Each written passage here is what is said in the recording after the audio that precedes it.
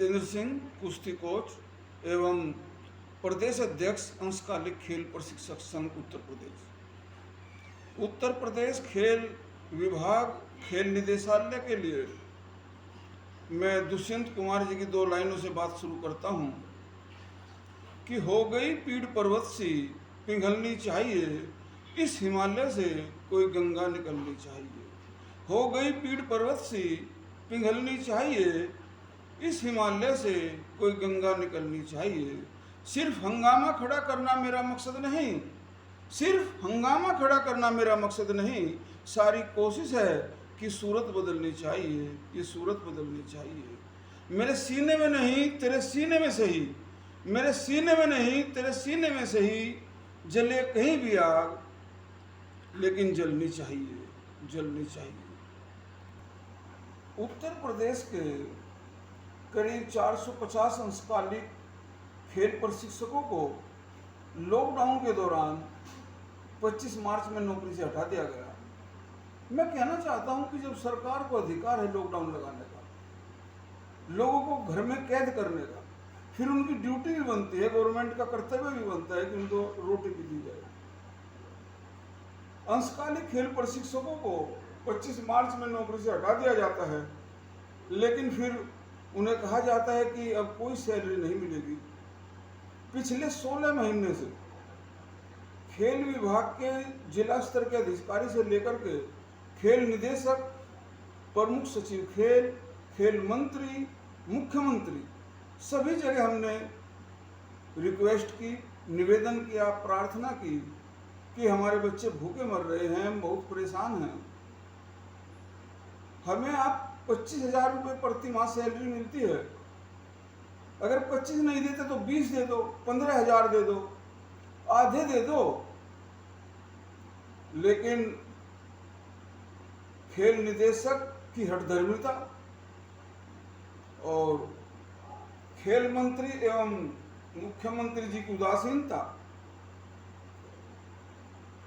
साफ कहते हैं ये लोग कि जब काम नहीं तो पैसा नहीं। मैं पूछना चाहता हूं माननीय मुख्यमंत्री जी से, खेल मंत्री जी से, कि लॉकडाउन के दौरान किसने काम किया? हमने तो मना नहीं किया काम करने को। किस विभाग के किस अधिकारी ने, किस कर्मचारी ने काम किया? सरकार ने तो खुद कहा था घर में कैद हो जाओ। ऊपर से आप कहते हो कि काम नहीं तो पैसा नहीं।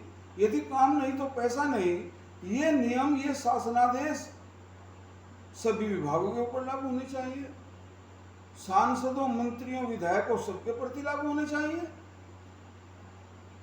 या हम लोगों के ऊपर ही शासनादेश लागू होते हैं?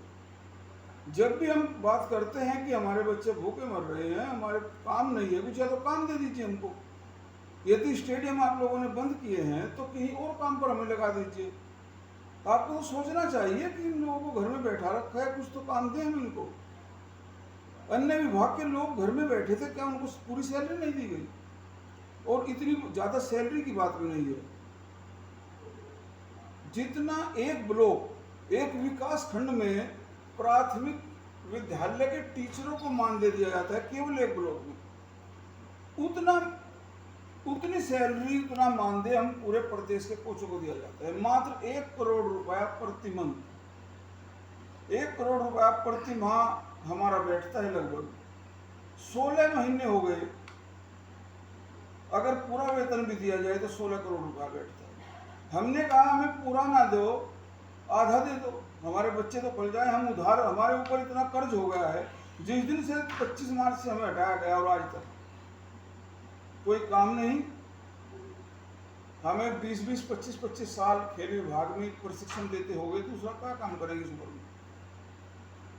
हमने कहा भी था आधा वेतन दे दो, लेकिन नहीं, ये हठधर्मिता और शासनादेश की बात करते हैं। यदि शासनादेश की ही बात करें तो उत्तर प्रदेश के खेल निदेशक बनने के अधिकारी नहीं थे। समाजवादी पार्टी के कार्यकाल में खेल नियमावली में अवैध तरीके से परिवर्तन किया गया और तब जाकर के इन्हें खेल निदेशक बनाया गया। हमें उम्मीद थी कि बार बार बीजेपी के लोग, मुख्यमंत्री योगी आदित्यनाथ जी कहा करते थे कि समाजवादी पार्टी में सब गड़बड़ हुआ है, सब गलत किया है। यदि समाजवादी पार्टी ने सब गड़बड़ किया है तो आप सुधार लो ना। उत्तर प्रदेश के जो खेल निदेशक है, इन्हें समाजवादी पार्टी ने ही अवैध तरीके से, गलत तरीके से खेल नियमावली में परिवर्तन करके डायरेक्टर बनाया था। फिर आपने क्यों नहीं हटाया?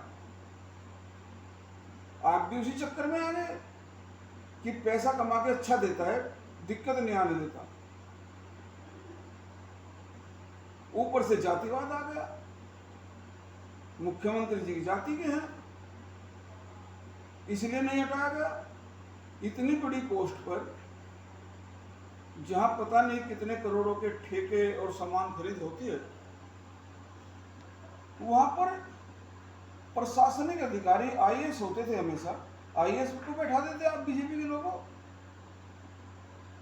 माननीय मुख्यमंत्री जी, ये तो समाजवादी पार्टी जिसे कहते हो सारे गलत कार्य करते थे, ये तो नियुक्ति समाजवादी पार्टी ने की थी, आपने सही क्यों नहीं की?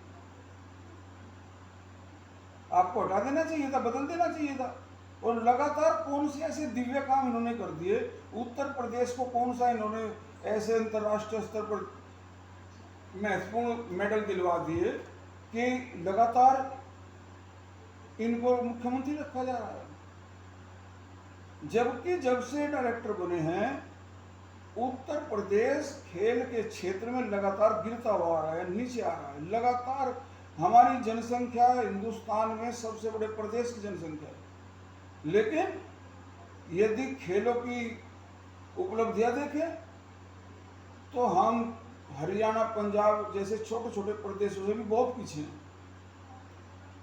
इसमें सुधार के लिए जिम्मेदार छोटे स्तर के अधिकारी नहीं है, ना ही हम कोच हैं। जिम्मेदारी बनती है प्रमुख सचिव की और निदेशक की, बल्कि सबसे महत्वपूर्ण जिम्मेदारी बनती है डायरेक्टर की। लगातार 7 साल से डायरेक्टर है। जब खेलों का स्तर उत्तर प्रदेश का लगातार गिरता जा रहा है तो आपको बहुत पहले से डायरेक्टर को हटा देना चाहिए था। दूसरे, ध्यान से देखा जाए तो शासनादेश की बात होती है। शासनादेश में 10 माह का प्रशिक्षण दिया गया है कि 10 माह का प्रशिक्षण चलेगा। कई साल से कभी भी 10 माह का प्रशिक्षण नहीं चला, कभी 6 महीने का, कभी 8 महीने का। और 6-8 महीने का प्रशिक्षण भी बड़ी साजिश के तहत। पहले 100 कोचों को रखेंगे या 200 कोचों को रखेंगे 8 महीने के लिए, फिर 100-200 नियुक्ति, 100-150 नियुक्ति फिर करेंगे 5 महीने के लिए, फिर 50-60 नियुक्ति फिर करेंगे 3 महीने के लिए, और कुछ नियुक्ति तो 1-1 महीने के लिए करते हैं। इनसे कोई पूछने वाला हो, 1 महीने में जाके कोच वहां अपनी नियुक्ति लेगा, बच्चे इकट्ठे करेगा, उन्हें प्रशिक्षण देगा। क्यों खेलों के प्रति लोगों को दूर कर रहे हो? 1 महीने के लिए आप कोचों को रख रहे हो, 1 महीने में क्या होगा भाई? केवल आपको संख्या दिखानी है शासन को कि हमने इतने प्रशिक्षण शिविर शुरू किए।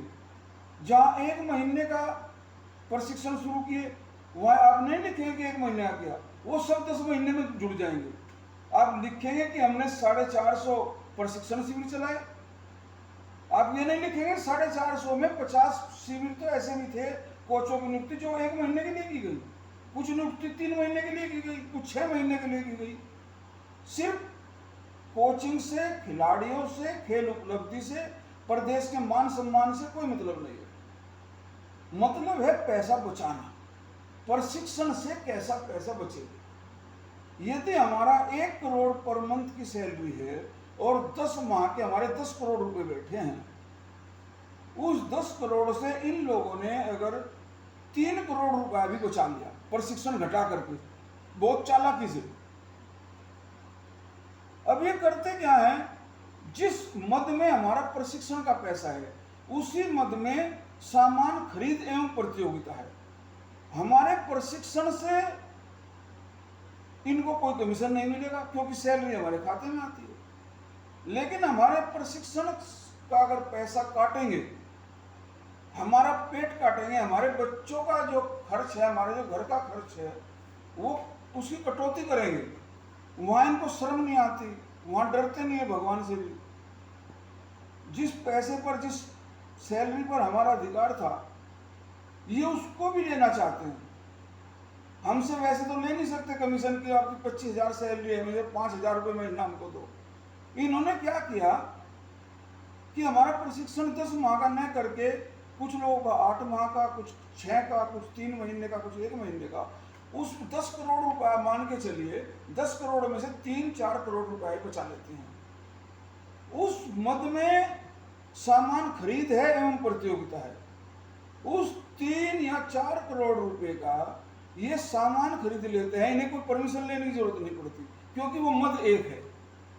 यदि 3 करोड़ रुपया भी बचाया और उसका सामान खरीद लिया एवं प्रतियोगिता करा दी, तो प्रतियोगिता एवं सामान खरीद में इनको 50% तक बच जाता है। यदि 3 करोड़ रुपया इन्होंने हमारी सैलरी का गलत तरीके से बहुत नालायकी करके बचा लिया, तो 3 करोड़ से इन्हें 50% कमीशन में 1.5 करोड़ रुपया बच गया। ये 1.5 करोड़ रुपया बचाने का खेल है, जिसमें हमारा प्रशिक्षण पूरा 10 माह नहीं चलता। जबकि डायरेक्टर और अन्य लोग यदि खेलों के प्रति गंभीर हों, हमारे मंत्री गंभीर हों, हमारे मुख्यमंत्री गंभीर हों, तो प्रशिक्षण तो पूरे 12 महीने चलना चाहिए। अगर 12 महीने भी नहीं चलाते तो 11 महीने बच्चों का प्रशिक्षण चल जाए और 1 महीने का प्रशिक्षण हम प्रशिक्षकों का हो जाए। नई नई तकनीकी आते हैं, नए नए नियम कानून आते हैं खेलों में, तो हम कहते हैं कि पूरे साल में 20 दिन या 25 दिन या 1 महीने का प्रशिक्षण हम लोगों का हो जाए और हम 1 महीने का प्रशिक्षण लेकर के नई ऊर्जा के साथ, नई सोच के साथ, नए ज्ञान के साथ, नई बौद्धिकता के साथ 11 महीने बच्चों को जम के कोचिंग दें और प्रदेश का भला हो, खिलाड़ियों का भला हो, खेल आगे बढ़े। लेकिन वहां तक इनका चिंतन नहीं है कि बच्चे 11 महीना प्रशिक्षण लें और 1 महीने का कोचों का भी प्रशिक्षण हो, उनको सैलरी भी दी जाए, उनका सम्मान भी बढ़े। लेकिन नहीं, इन्हें तो उस सैलरी के हमारे पैसे बचाने से मतलब है कि 3 या 4 करोड़ रुपया मैक्सिमम बच जाए। बस खेल प्रशिक्षण नाम मात्र का चले, मैक्सिमम पैसा बच जाए और उस बचे हुए पैसे को ये एक ही मत होने के कारण सामान खरीद लें या प्रतियोगिता में करा दें, उसमें 50, 60, 70% तक बच जाता है। कई बार तो सामान फॉर्मेलिटी के तौर पर दिखाया जाता है। तो इतना बुरा हाल है। और बात करते हैं नियमावली की, जब हमारी सैलरी की बात आती है तभी कहते हैं कि खेल नियमावली ऐसा है, शासन आदेश ऐसा है। माननीय मुख्यमंत्री जी से निवेदन है कि जब तक ये डायरेक्टर साहब रहेंगे कोई ना कोई अड़ंगा लगाते रहेंगे, ना ये हम लोगों को परमानेंट होने देंगे और ना ही हमें सैलरी देने देंगे। क्योंकि इन्होंने कई जगह कहा भी 1-2 बार कि इन कोचों को मैं नाखुश नहीं चबाऊंगा, मैं इनको एक दिन भूखे मरते देखना चाहता हूँ। पता नहीं क्या क्या इनकी सोच हमारे प्रति है, जबकि हमने आज तक इनके बारे में ना गलत सोचा ना बोला। मजबूर होकर के जो भी हम अपनी भड़ास निकालते हैं, लेकिन हमारा किसी के प्रति कोई गलत सोच नहीं है ना। हम तो चाहते हैं भगवान सबका कल्याण करे, इन खिलाड़ियों का कल्याण करे और हमारे मुख्यमंत्री जी को भगवान ऐसी सद्बुद्धि दे कि वो सोचे कि हम कितनी पीड़ा में हैं, कितने दुख में हैं। हम यहाँ तक कह रहे हैं कि आप हमारी पूरी सैलरी नहीं देते, आधी सैलरी दे दो। हम बड़े कर्ज में डूबे हुए हैं, पिछले 16 महीने से हम लोगों से मांग मांग करके पैसा काम चला रहे हैं, पता नहीं क्यों समझ में नहीं आ रही। तो शासनादेश इनके हाथ का है, डायरेक्टर साहब के हाथ का है, प्रमुख सचिव हैं, खेल मंत्री हैं, लेकिन इनका कोई चिंतन खेलों के प्रति, हम प्रशिक्षकों के प्रति नहीं लगता बिल्कुल भी। तो हम लोगों को 15-20 साल, 25-25 साल करते हुए हो गए अंशकालिक तौर पर। हर कोई सोचता है कि इतने दिन हो गए, हमारे बच्चे भी सोचते हैं कि चलो भाई पापा परमानेंट हो जाएंगे। हम भी सोचते हैं कि इतने दिन के बाद तो सरकार हमें कुछ ना कुछ इनाम देगी, हमें परमानेंट कर देगी। लेकिन नहीं, परमानेंट तो दूर की बात, हमें निकालने की तैयारी क्या निकाल ही दिया गया है। बहुत बुरा हाल है, ऐसा नहीं होना चाहिए। मेरा पुनः फिर निवेदन है कि शासनादेश का बहाना न लें। मुख्यमंत्री जी, मंत्रिमंडल सोचे, हम लोगों ने सभी के सामने गुहार लगाई है। इसलिए खेल प्रशिक्षकों का कल्याण करें। हमारे पिछले 25 मार्च 2020 से और आज तक हमारा मान दे दिया जाए, पूरा नहीं देते तो आधा ही दे दो, और हो सके तो हमें रेगुलर कर दे तो और अच्छा रहेगा। और बार बार 3-3, 4-4 महीने का प्रशिक्षण आप देते हैं, इससे कोच का सम्मान नहीं बढ़ता। हमारे जो खिलाड़ी हैं, जब उन्हें दिखाई देता है कि हमारा कोच तो 4 महीने के लिए नियुक्ति होती है, 6 महीने के लिए नियुक्ति होती है, फिर स्टेडियम से निकाल दिया जाता है, उनकी हमारे प्रशिक्षकों के प्रति श्रद्धा सम्मान खत्म हो जाता है।